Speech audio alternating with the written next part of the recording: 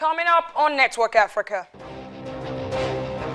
Tanzanians express high hopes ahead of Sunday's elections as the Electoral Commission makes final preparations.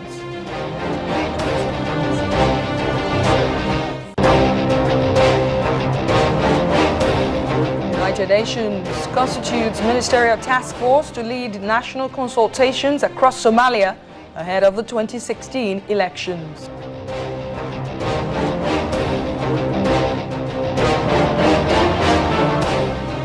And 6 killed in eastern Congo by suspected Ugandan rebels.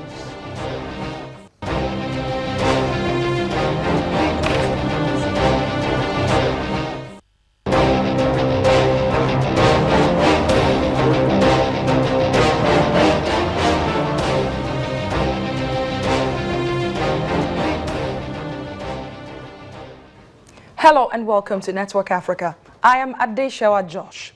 Tanzania's election campaigns are heading to the home stretch this week, ahead of what analysts say would be the most tightly contested poll in the nation's history. This will be the first time a united opposition, Ukawa, will be fielding one main candidate against the ruling party, Chama cha Mapinduzi, which is the CCM, setting the stage for an unusually intense campaign. So tight is the race between the main contenders at national and parliamentary levels. Meanwhile, about 24 million registered voters have registered ahead of the elections, many of whom have high hopes and expectations. I think the main issue is the security, which there are some conditions which might arise immediately after the election. Which you can call them instability in politics. The next president should look at it so that the situation is harmonized. I think it's in terms of infrastructure, the roads, transportation and whatnot.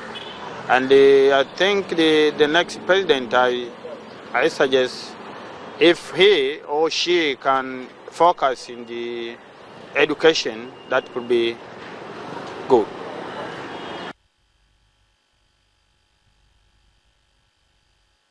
VOA's Vincent Makori is on the ground to cover the elections. He joins me now from the capital, Dodoma. Thank you so much for speaking to us on Network Africa, Vincent.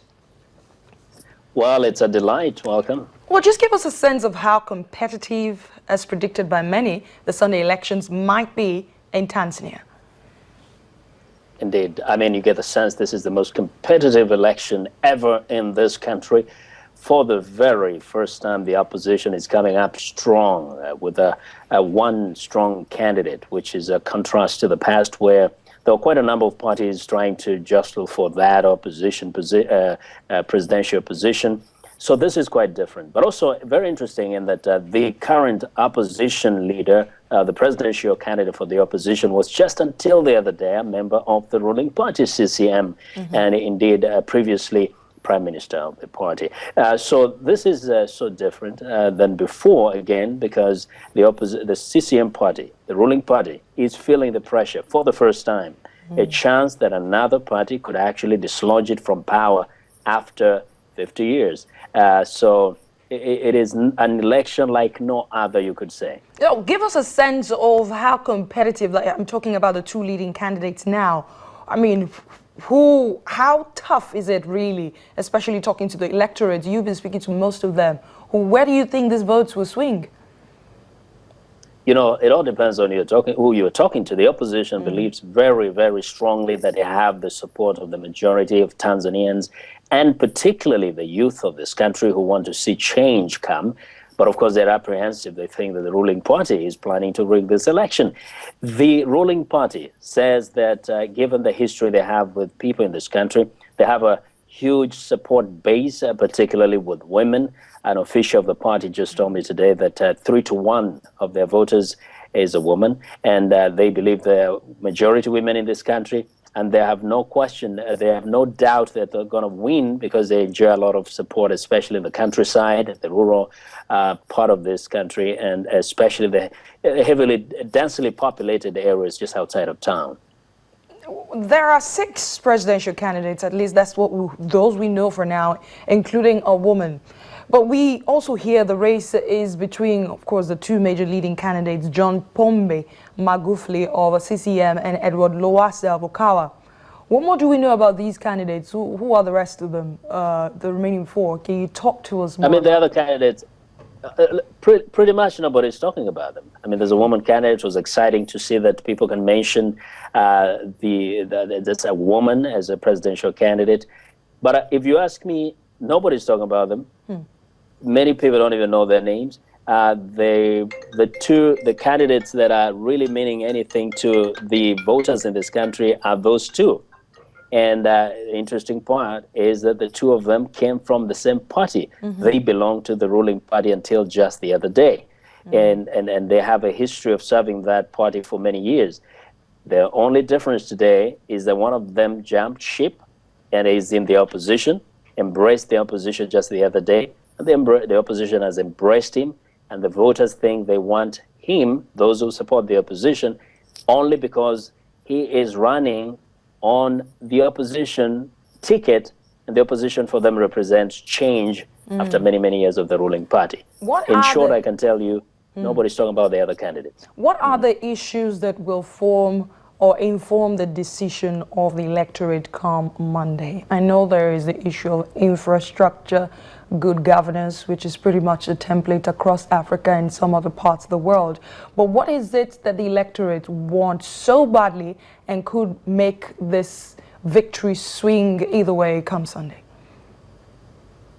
Well, first you have to start from the skepticism of some of the voters that many of these politicians on both sides make all these grand promises, but then after the election day, they go back to normal. They're hoping that whoever takes this seat this time, whoever becomes the next president, will at least tackle the issue of unemployment in this country, will look at the issues of security. They're very concerned about security in this country. You come to a city like Dar es Salaam, to a large extent you will witness lack of adequate electricity. They want to see power. They want to see infrastructure development. For example, the city of Dar es Salaam is always clogged up with traffic because they're narrow streets, they are not well-built roads, and people want to see these things improve. They say the ruling party has been around in as much as it may credit itself for having taken the country this far, but they feel more could have been done, and they're hoping to see those issues. Education, many kids are not able to have even desks in their classrooms in some schools. They're literally sitting on the ground, on the floor.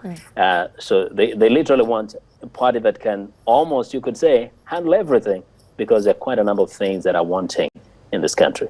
Before I let you go, tell us about the readiness of the Electoral Commission in terms of security, ballot papers, logistics. These are the usual issues that are associated with elections all around the world, even in Africa. So tell us, how prepared are they for Sunday? Up to this point, the Electoral Commission says that it's completely ready, has everything that it needs in place, has its officers in position. Security-wise, they are, of course, relying on the government to provide security around the polling stations. The police force just received the other day about 399 armored police vehicles that are anti-riot kind of vehicles. And the idea is that they will prevent anybody who may want to disrupt elections at the polling stations. But at the same time, they're counting on the fact that Tanzanians are known to be a peaceful people, that hopefully, despite the excitement around this particular election, that everybody will just cast their votes and go home. But then we know that the test will come on Monday and onwards when the results are announced. I think that is the big test for the Electoral Commission. Will their count be considered fair? Will the conduct of the election be judged as having free and fair? Otherwise, as for the Electoral Commission, they say they're ready to do a great job. We definitely will keep an eye, or we will keep an eye on the elections. VOA's Vincent Makori there for us from Tanzania. Thank you so much for bringing us up to speed. Albinism in some parts of Africa is seen as a taboo, and albinos around the world mostly face discrimination. In Tanzania, Hundreds of ritual attacks by witches against albino men, women and children have been reported. Many of these cases, however, remain undocumented because victims and families are usually being ostracized. In a bid to rid the country of this practice, the special representative of Tanzania to the UN, Tuvako Manongi, at a press briefing, said his government had launched a crackdown against witch doctors and healers accused of carrying out heinous attacks against persons with albinism.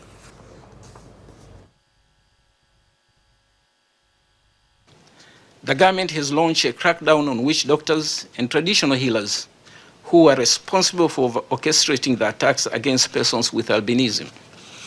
Almost 200 witch doctors and traditional healers were arrested and 123 had been arraigned. Regrettably, some individuals and entities have transformed the plight of our people as a source of generating fame and or income.